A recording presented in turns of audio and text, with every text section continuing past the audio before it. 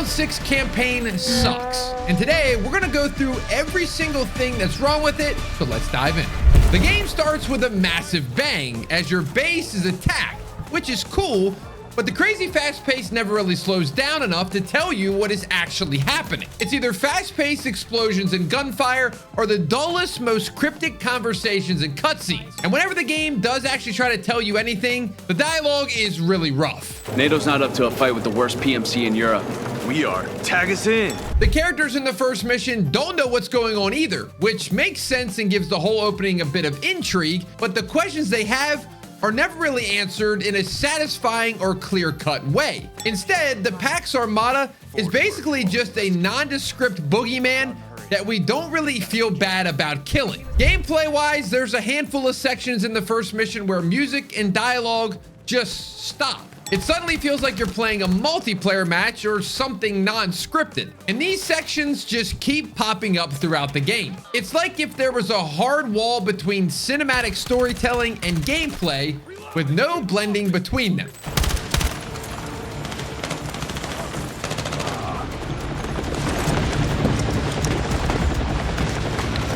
We're out of time.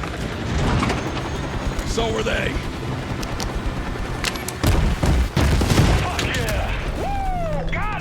The mission then ends with your exfil chopper crashing, which is the first of just about every vehicle you enter eventually being destroyed.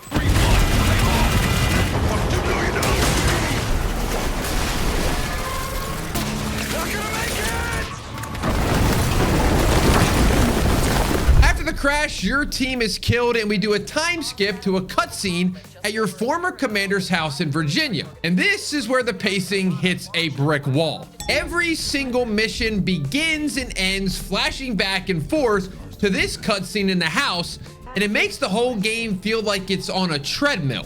And the mysterious circumstance of why your team has turned on their former leader Mills only leads you to make the obvious assumption that she double-crossed them at some point. But the game doesn't actually tell you until the last 10 minutes and plays it off like it's a big reveal, as if we didn't see this all coming. From there, each mission is triggered by another character entering the room, bringing up some other battle that they all fought in over the last year. And we play through that battle itself. But of course, this kind of kills any of the tension. We all know that the increasingly big group of characters in the flash forward all survive. So no matter what they get themselves into, there's never really any real stakes. The next few missions take place in Gibraltar and Egypt, and we're constantly swapping between perspectives on the crew. This makes connecting directly to any of them a bit hard, something that the new MW3 did too, and it resulted in no real focus to anything. There's a few stealth segments in the middle section here, which are a welcome way of mixing up the gameplay, but it only highlights how bad the AI are in this game. Ooh, bye-bye. Friendly AI are janky, with animations that are all over the place, and it really stops you from being able to be fully immersed in the way you can in other stealth games. And as for the stealth sections, they're just not at all satisfying. Clearing rooms isn't as fun here to compare to MW19 because there's no hostages or civilians. It's just see a guy, shoot the guy gameplay. And the sneaking around elements to these missions are also kind of half-baked. Like there's a point where they tell you to watch out for booby traps. Watch out for booby traps. And then there are literally only 2 tripwires that you can see from a mile away. And now we're on to the New York missions, where I just gotta ask, why are we just casually conducting military operations in Brooklyn, firing weapons throughout apartment walls and across streets? They said in the opening cutscene that the roads were closed for a NATO summit, but people still live in Brooklyn. This is still supposed to be not only a populated city, but a populated American city that the US military is just destroying. And once the full-blown attacks start, the invasion of New York has no emotional weight to it at all. In real life, an invasion of this scale would be massive, but the characters all react like it's just an ordinary battle. This is a mainland invasion of the United States. The Brooklyn Bridge is destroyed and no one seems to care. There's a point where Carter watches missiles get fired off into civilian buildings and he doesn't even have a line to say. By the way, this is all after a weird sequence where you just need to stop those missiles by pressing X on a bunch of random computers for a minute. It kind of feels like they wanted to have a mini game or a cutscene here, but just ran out of time and included this instead. This mission also introduced us to a main bad guy whose backstory doesn't really make much sense, or at least it wasn't explained very well at all. Clearly, him and Carter used to work together because they bring it up every 10 minutes, but it's never really explained what they did or how Carter supposedly betrayed him, especially since later it sounded more like Kincaid was more or less recruited by Mills to work for PAX. It feels like we needed a flashback mission to explain it, because as is, it's like a placeholder motivation that someone forgot to go in and write. Also, why would Kincaid leave Murphy alive at the end of the New York mission? I get that it was personal and that's why he made it a point to kill Carter, but what was his reasoning for not killing Murphy, who is a member of his opposing army? These are all good questions that aren't necessarily bad writing if you double back later to explain it in a way that makes sense and is rewarding, but they never do that. And that brings us to the back half of the game, which these next few missions just feel like filler. Like they had this environment made for multiplayer, so they just threw it in here to pad the runtime. First, we have this tank mission, which we have to slog through because that's an element of the multiplayer, and man, does it slow everything down.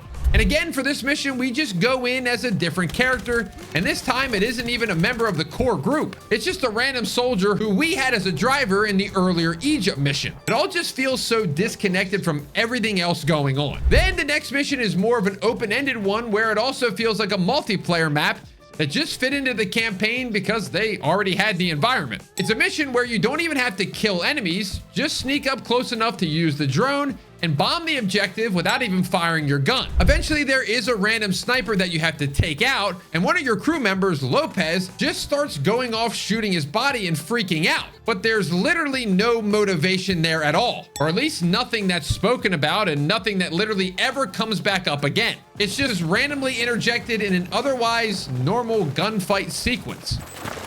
Lopez! Lopez! Sniper is down! Hey, Lo. You good?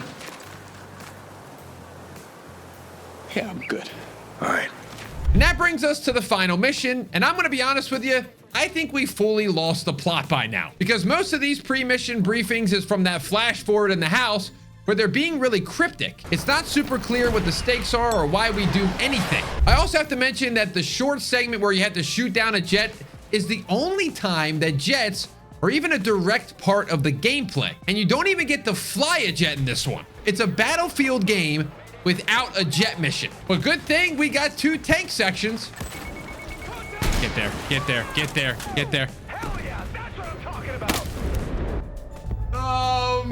Okay. Toward the back end of the mission before the final confrontation, it turns out that one of the missiles we're trying to disarm was damaged. So in typical action movie fashion, someone has to sacrifice themselves to destroy it. But instead of it being any of the 4 main crew that would cause an emotional reaction, it's just a mostly random soldier we just met earlier that mission who explodes in the distance and just dies off screen. If that missile launches, well, It won't leave the ground. die. It was an honor serving with you, Dagger. Give him hell. The honor was ours. Die. The final bit of gameplay we get is breaching the door to Kincaid's bunker, where the cinematic camera takes over and shoots him for us. Wait, that was it?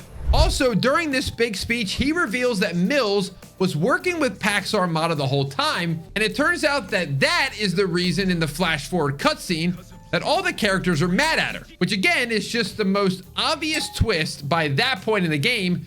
You should easily be able to figure it out by now. But now it seems like the flashback stories have all caught up to the flash forward bit in the house. It finally feels like we're gonna ramp up to one big final fight to put an end to the Pax Armada once and for all. Wait, why are the credits rolling? I think someone hit the button by mistake.